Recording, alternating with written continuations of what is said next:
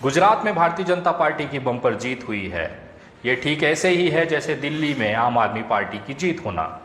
इस दोनों ही जीत के पीछे केवल एक साधारण सा कारण है, लेकिन जिसे आप और मैं नज़रअंदाज कर जाते हैं।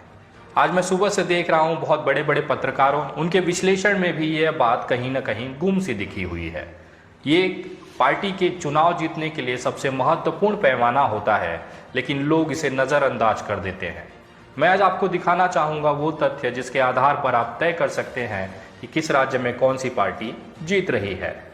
हमें ऐसा लगता है कि अरविंद केजरीवाल, राहुल गांधी या नरेंद्र मोदी की सभा के बाद मौसम बदल जाते हैं, मतदाता का विचार बदल जाता है। ये फैक्टर है, लेकिन केवल 1%। जो ग्राउंड पे सबसे ज़्यादा महत्वपूर्ण फैक्टर होता है वो है किसी पार्टी के लिए उसका संगठन। मैं ये बातें आज आपको इसलिए कह रहा हूँ क्योंकि बहुत से चुनाव को मैंने बहुत करीब से देखा है, और ये जो एक पैरामीटर है, एक जो पैमाना है, वो लगभग पार्टियां नज़रअंदाज कर जाती हैं। मैं आज बात करके आपको समझाना चाहूँगा, कुछ तथ्य आपको दिखाना चाहूँगा, जिससे आपको समझ में आ जाएगा कि भारतीय जनता पार्टी लगभग हर चुनाव कैसे जीत लेती है। वो 51,782 बूथों पर हुए हैं, जिसमें से 16,207 बूथ ऐसे हैं जो संवेदनशील रहे हैं। ये पूरा गणित इन 51,782 के आसपास घूमता है। भारतीय जनता पार्टी का आपने बार बार अलग अलग प्रोग्राम देखा होगा, जिसमें बड़े बड़े नेता, यहाँ तक कि अमित शाह, जेपी नड्डा और नरेंद्र मोदी जी अपने बूथ के अध्यक्षों से बात करते हैं। आपने एक प्रोग्राम उत्तर प्रदेश में देखा होगा, मेरा बूथ सबसे मजबूत। भारतीय जनता पार्टी अपना जो 90% मेहनत और खर्चा करती है वो अपने बूथों पे करती है। ये बूथ आपको मतदाता को खींच कर लाना और मतदान कराने के लिए सबसे ज़रूरी होता है। सभा, स्टार प्रचारक, बेहतरीन वक्ता, मीडिया चैनल और बाकी जो तथ्य है वो केवल 1% ही प्रभाव डालते हैं, लेकिन जो सबसे ज़्यादा प्रभाव डालता है वो है आपका मतदान केंद्र यानी कि बूथ। इस बूथ पर जिसकी जितनी ज़्यादा पकड़ होगी उसके जीतने के परसेंटेज, चांसेस उतने बढ़ जाते हैं। अगर मैं गुजरात चुनाव का विश्लेषण करूं, जो मैं अभी थोड़ी देर पहले रिपोर्ट्स मैंने चुनाव आयोग के वेबसाइट से निकाली है, उसके मुताबिक 51,700 बूथ वाले गुजरात विधानसभा चुनाव में सबसे ज़्यादा जो बूथ पर व्यक्ति थे वो भारतीय जनता पार्टी के पास थे। एक बूथ पर भारतीय जनता पार्टी के पास 52 लोग हैं। अगर अब संगठनात्मक बात करा जाए तो एक संगठन के पास एक बूथ कमेटी होती है। भारतीय जनता पार्टी ने एक बूथ पर 2 कमेटियां बनाई हुई हैं, जिसमें एक बूथ पर 25 कार्यकर्ता होते हैं। उन 25 कार्यकर्ताओं पर एक निगरानी रखने के लिए बूथ अध्यक्ष बनाया जाता है। यहाँ तक कि भारतीय जनता पार्टी ने एक कदम और आगे जाते हुए हर एक पन्ने के लिए एक पन्ना अध्यक्ष बनाया है। जैसे बूथ अध्यक्षों की लिस्ट होती है 25, तो मेरे अंदाज के हिसाब से, अनुभव के हिसाब से, उसमें 3 के आसपास पन्ना अध्यक्ष होंगे। एक पन्ने पर 10 कार्यकर्ता होते हैं, जिसे आप बूथ के कार्यकर्ता समझते हैं। उन कार्यकर्ताओं को देखने के लिए एक इंसान होता है और उस तमाम बूथ को निगरानी करने के लिए एक बूथ अध्यक्ष बनाया जाता है। इस तरह से अगर हम 2 पन्नों का 2 अलग अलग संगठन बूथ लेवल का तैयार करें तो भारतीय जनता पार्टी के पास 25 और 25 ऐसे 50 बूथ लेवल पर कार्यकर्ता है। इसको निगरानी करने के लिए 2 बूथ अध्यक्ष, यानी कि 52 का आंकड़ा अगर आप लमसम पकड़ें एक बूथ पर, तो ये दिखाता है कि भारतीय जनता पार्टी 52 कार्यकर्ताओं को नियुक्त कर चुकी है यहाँ आज 2022 के समय गुजरात के विधानसभा चुनाव में। ये जो 52 टोटल जो कार्यकर्ता हैं, जिसे आप बूथ के कार्यकर्ता कहते हैं, ये जाके घरों से मतदाताओं को खींच के लाते हैं और चुनाव लड़वाते हैं। इनका कार्य केवल अपने लोकल वार्ड के अंदर, एक वार्ड के अंदर 1400-1500 मतदाता होते हैं। इस वार्ड के अंदर, एक बूथ के अंदर, एक मशीन के ऊपर इस तरह के मतदाताओं को खींच के लाकर मतदान कराना। अगर आपके पास लोग ज़्यादा हैं तो आपको मतदान पड़ने की जो चांसेस हैं वो बढ़ जाते हैं। अगर मैं बात करूं कांग्रेस की, तो कांग्रेस के पास एक बूथ पर केवल 10 लोगों का टीम है। यही आम आदमी पार्टी का जो आंकड़ा है वो 5 के नीचे है, और जो ओवैसी की पार्टी AIMM है वो बहुत ही दयनीय हालत में है संगठन के मामले में। केवल 1 का एवरेज एक बूथ पर इनका बन रहा है। अगर एक बूथ पर 52 के हिसाब से कैलकुलेट किया जाए तो भारतीय जनता पार्टी के पास 26,92,664 बूथ कार्यकर्ता केवल गुजरात के अंदर हैं। अगर कांग्रेस की बात की जाए तो 5,17,820 कार्यकर्ता गुजरात के पास है। आम आदमी पार्टी का ये आंकड़ा 2,58,000 के आसपास है और एमआईएम की हालत 50,000 के आसपास भी नहीं है। यही सबसे बड़ा कारण है जहां पर चुनाव गड़बड़ होता है।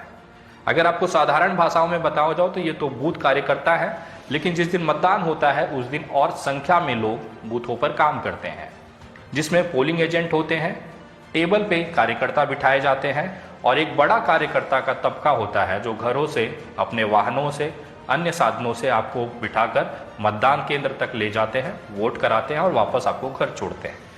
भारतीय जनता पार्टी के पास इस समय सबसे ज़्यादा एक अंदाजन 150 लोगों का एक टीम जो केवल एक बूथ पर काम करता है। अगर ऐसा माना जाए 1500 वोटरों के, मतदाताओं के एक बूथ पर 150 कार्यकर्ता अगर भारतीय जनता पार्टी के हैं, मतलब एक कार्यकर्ता के जिम्मे केवल 10 मतदाता होते हैं। उस 10 में से अगर वो 6 मतदाता भी अपने पाले में ले आकर वोटिंग करा देता है तो 60% वोट आपको दिखने मिल जाता है। और यही कारण है कि गुजरात में जो 52% मतदान इस बार हुआ है उसका सबसे बड़ा कारण बूथ पर इनके टीमों की तैनाती का है। कांग्रेस की अगर बात किया जाए तो एक मतदान वाले दिन 15 लोगों की टीम काम करती है। इसका मतलब 100 वोटर पर एक कांग्रेस का कार्यकर्ता है। इसमें बहुत तकलीफ बढ़ जाती है 100 वोटरों को पहुंचना सुबह 7 बजे से लेके शाम को 5 बजे तक और उनको वोट कन्वर्ट कराना। तो कांग्रेस की जो हालत आज 29-30% पर है, 23-24% पर है, वो इसी कारण से है। उसके बाद आम आदमी पार्टी का हालत और भी बुरा है। जिस तरह से मीडिया चैनल और सोशल मीडिया पर यह चुनाव लड़ा गया, वास्तविकता में एक बूथ पर 5 लोगों की भी टीम आम आदमी के पास नहीं थी। 5 लोगों का मतलब होता है 1500 वाले मतदाता क्षेत्र में 300 मतदाता पे एक आम आदमी पार्टी का कार्यकर्ता। 300 लोगों को आपको एक कार्यकर्ता संभाल रहा है। ये रेशो जो है बहुत ही दयनीय हालत की है।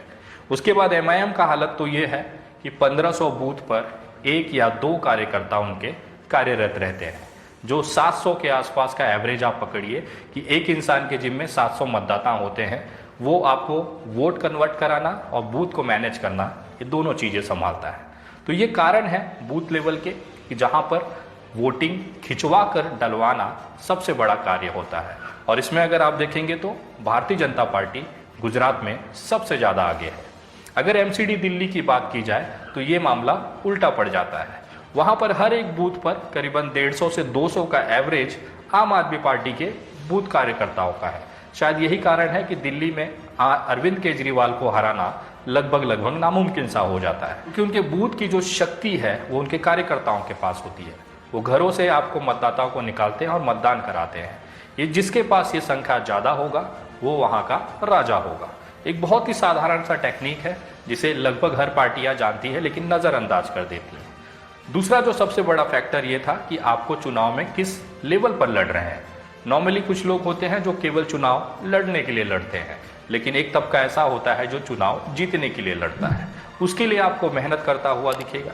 कांग्रेस पार्टी के जिस तरह से जो केंद्रीय नेतृत्व है, सबसे ऊपर का नेतृत्व है, वो निष्क्रिय दिखा, संवेदनशील दिखा। न सोनिया गांधी, न राहुल गांधी, न कोई बड़ा नेता गुजरात की तरफ रुख किया। उनका पूरा ध्यान अपने भारत जोड़ो यात्रा पे था। इससे जनता को एक मैसेज गया कि कांग्रेस जो है वो पहले ही मैदान छोड़ चुकी है। बाकी जो उनके जो नेता थे वो चाहे कितना भी मेहनत कर लेते, वहाँ पर उनकी मेहनत बेकार हो जाती है जब सेनापति ही मैदान में नहीं उतरता है। आम आदमी पार्टी की तरफ से केवल एक इंसान लगातार मेहनत कर रहा था, अरविंद केजरीवाल, जिसको देखने के बाद इनके जो वोट परसेंटेज जो बड़े हैं, इसका केवल एक फ़ायदा है।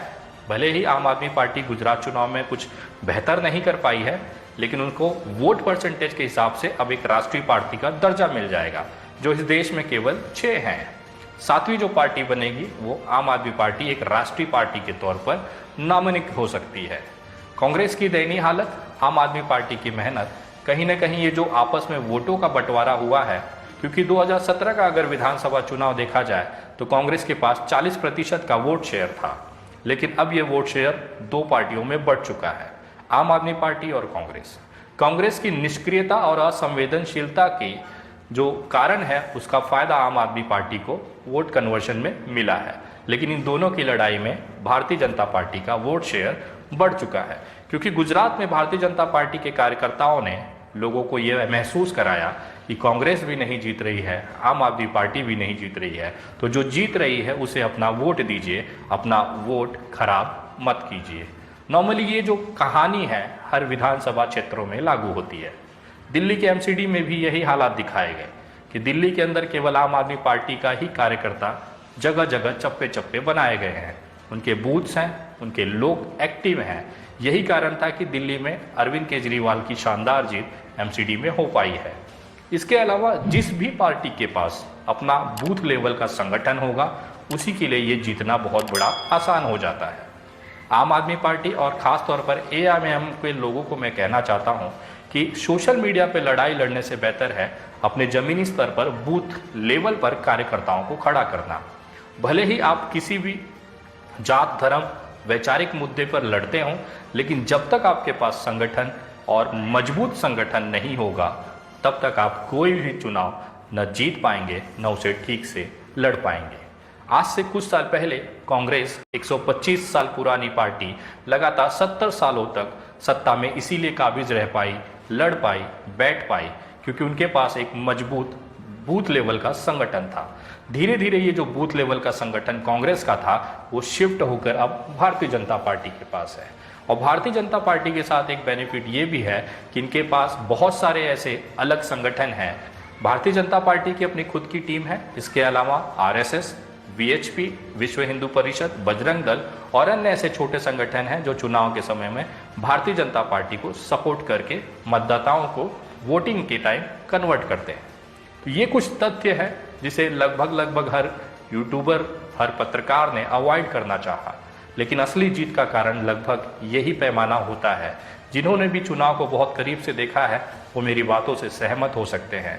खासतौर पर ओवैसी जी के लिए मैं एक संदेश करना चाहूँगा, बोलना चाहूँगा उनके कार्यकर्ताओं को कि सोशल मीडिया पर एक दूसरे को आरोपित करके, गाली गलौज करके सोशल मीडिया पर अपनी ताकत दिखाने से बेहतर है कि ज़मीनी स्तर पर आप अपना संगठन मजबूत करिए।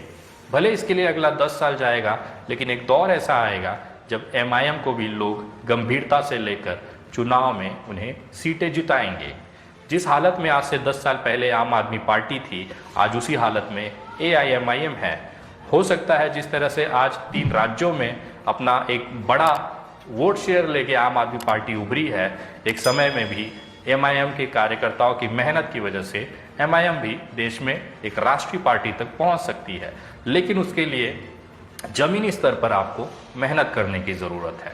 ओवैसी साहब, बाकी जो इनके स्टार प्रचारक हैं, वो कब तक आप लोगों को मंचों पर एक खूबसूरत भावनात्मक बातें कर रुझाते होंगे, लेकिन वो बातें केवल उस स्टेज, उस मैदान तक रह जाती है, वोट में कन्वर्ट नहीं हो पाती।